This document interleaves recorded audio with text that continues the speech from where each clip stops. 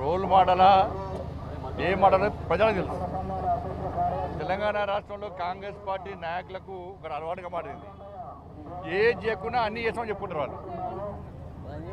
6 గ్యారెంటీల మీద ఇంతవరకు లాభం తెలియకుండా పోయారు వాళ్ళు. అసలు చర్చ జరుగుతుంది 6 గ్యారెంటీల మీద. ఇవాళ తెలంగాణ రాష్ట్రంలో కాంగ్రెస్ పార్టీ ప్రభుత్వం చేసిన కులగణన గురించి తెలంగాణ రాష్ట్ర ప్రజలకు తెలుసు. మేము కులగణనకు వ్యతిరేకం కాదు మేము, కానీ ముస్లింలను బీసీలో చేర్చడాన్ని పూర్తి వ్యతిరేకిస్తాం మేము. కాంగ్రెస్ పార్టీ ఏం చేసింది? 51% ఉన్నటువంటి కులగణనను బీసీలను ఏం చేసింది? వాళ్ళ తగ్గించి 42% ఇస్తామని చెప్పన్నారు. 42%లో 10% ముస్లిం తీసేస్తే 32% వస్తుంది. ఆల్రెడీ 27% ఇస్తున్నారు. అంటే కాంగ్రెస్ పార్టీ చేసింది ఎంత? బీసీలకు ఇచ్చింది ఎంత? ఇంకా 5%. 10% ముస్లిం తీసేస్తే బీసీలకు ఇచ్చింది కేవలము కాంగ్రెస్ పార్టీ 5% మాత్రమే పెంచింది. గతంలో సమగ్ర సర్వే కుటుంబ రిపోర్టు తీసుకుపోయి కేసీఆర్ సార్ ఫామ్ హౌస్లో పెట్టుకున్నాడు. కాంగ్రెస్ పార్టీ ఇళ్లలో పెట్టుకున్నారు. దానివల్ల ఏం సాధించారో ఏం లేదు. దేశంలో నరేంద్ర మోడీ గారి ప్రభుత్వం చేస్తున్న కులగణనకు, తెలంగాణ రాష్ట్ర ప్రభుత్వం చేస్తున్న కులగణనకు అంతు పొంతు లేదు. అసలు దానికి దీనికి సంబంధమే లేదు. ఏం చేస్తామో చేసి చూపడతాం మేము.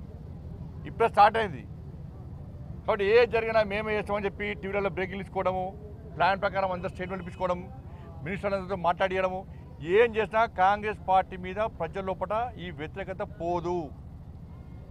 పూర్తి వ్యతిరేకతతో ఉన్నారు. మరి దేశవ్యాప్తంగా అన్ని రాష్ట్రాలు అభివృద్ధి చెందుతున్నాయి. అన్ని రాష్ట్రాల్లో భారతీయ జనతా పార్టీకి అనుకున్న ప్రభుత్వాలు ఉన్నాయి, ఎన్డీఏకి అనుకున్న ప్రభుత్వాలు ఉన్నాయి. అక్కడ ప్రజాపాలన దూరంగా ఉన్నారు. మరి తెలంగాణ రాష్ట్రంలో కాంగ్రెస్ పార్టీ ప్రజల వ్యతిరేకత ఎందుకు వచ్చింది? మన దేశంలో అన్ని సంక్షేమ పథకాలు అమలు చేస్తున్నాం. తెలంగాణ రాష్ట్రం ఎందుకు అమలు అవుతలేవు?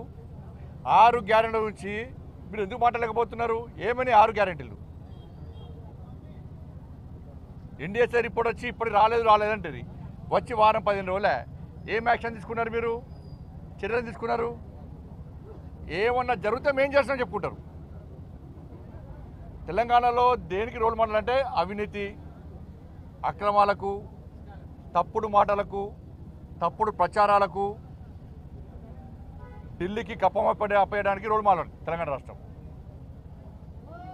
ఇవాళ 14% కమిషన్లు ఏందే బిల్స్ ఇస్తలేరు. అవినీతి జరుగుతున్నది. ఇది కాంగ్రెస్ పార్టీ స్వయాన శాసనసభ్యులే బయట చెప్పుకుంటున్నారు. ఇది రోల్ మోడల్. ఇది ఇలా అవినీతిపై విచారణ జరుపుతాం, అందరినీ జైలుకి పంపుతామన్నారు. ఏమైంది? అవినీతిని మీరే ప్రోత్సహిస్తున్నారు. దీని రోల్ మోడల్. ఇది ఇచ్చిన 6 గ్యారెంటీలు అమలు చేస్తాం, 100 రోజులు అమలు చేస్తామన్నారు. ఏమైంది? ఇలా ఇది రోల్ మోడల్. ఇది కానీ కేంద్రము చెప్పి చేసిన దాన్ని మాదని చెప్పుకుంటే ప్రజలు అవుతున్నారు. ఇవాళ ప్రజలందరూ చాలా మంచి ఆలోచనతో ఆలోచిస్తున్నారు. నరేంద్ర మోడీ గారి మీద విశ్వాసం, నమ్మకం ఉంది. ఈ తెలంగాణ రాష్ట్రంలో కులగణన అనేది ఫెయిల్ అయిపోయింది. మొత్తము లెక్కలకు అంతు పంతు లేదు. ఎన్నికల కమిషన్ జనాభాకు దివిలిచ్చిన ఎన్నిక కులగణకు సంబంధం లేదు. ఉన్న పాపులేషన్కు విలేజ్ కులగణకు సంబంధం లేదు. ఏమి అంత మొత్తం పూర్తిగా తేడాతో ఉన్నది. కాబట్టి వాళ్ళ దేశంలో జరిగే కులగణనకు, తెలంగాణ రాష్ట్రంలో జరిగే కులగణనకు చాలా ఫరక్ ఉంటుంది. కాబట్టి మీరు ఎంత గొంతెత్తి చెప్పుకున్నా కూడా ఇలా ప్రజలు మోడీ గారి మీద విశ్వాసాన్ని నమ్మకంతో ఉన్నారు.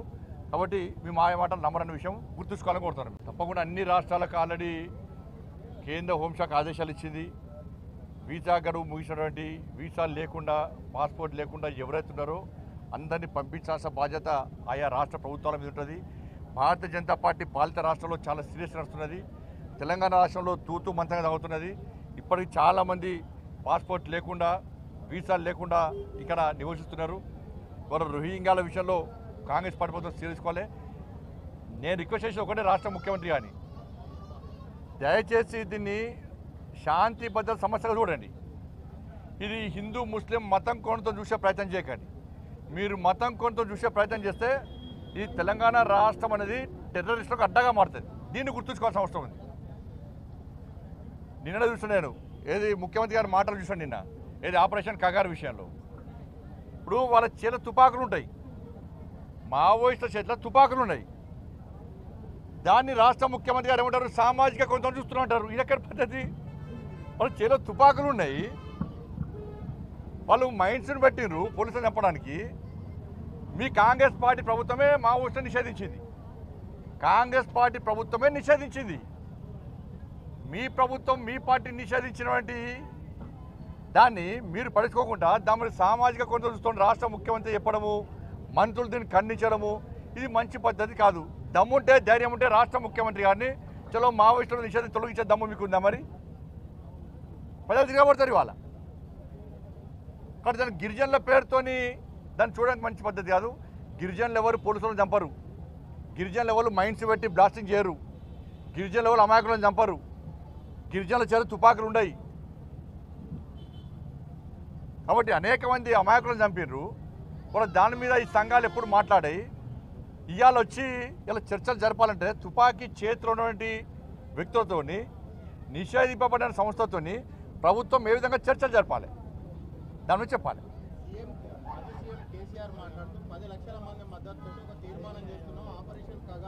10 లక్షల మంది వచ్చిన మీటింగ్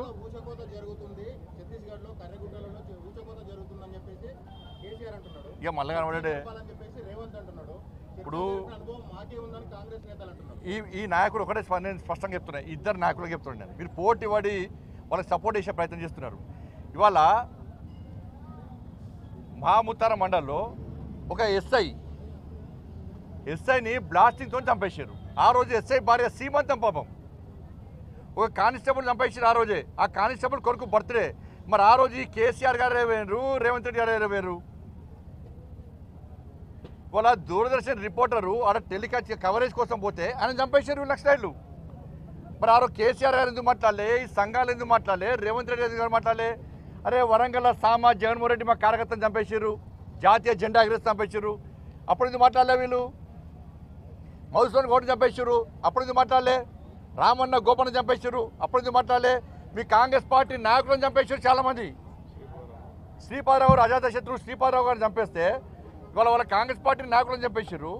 కేసీఆర్ గారు టీడీపీలో ఉన్నప్పుడు టీడీపీ నాయకులను చంపేశారు, అప్పుడు ఎందుకు మాట్లాడలే? కేసీఆర్ గారు ఎందుకు మాట్లాడలే? రేవంత్ రెడ్డి ఎందుకు మాట్లాడలే? ఇలా పోటీ పడి మాట్లాడే ప్రయత్నం చేస్తున్నారు. కేంద్ర బలగాలను మైన్స్ పెట్టి ఇదే ములుగు ఫారెస్ట్లో చంపడము వీళ్ళు సమర్థిస్తారా? ఇద్దరు నాయకులు సమర్థిస్తారా? చర్చలు జరిపే ప్రసక్తి లేదు.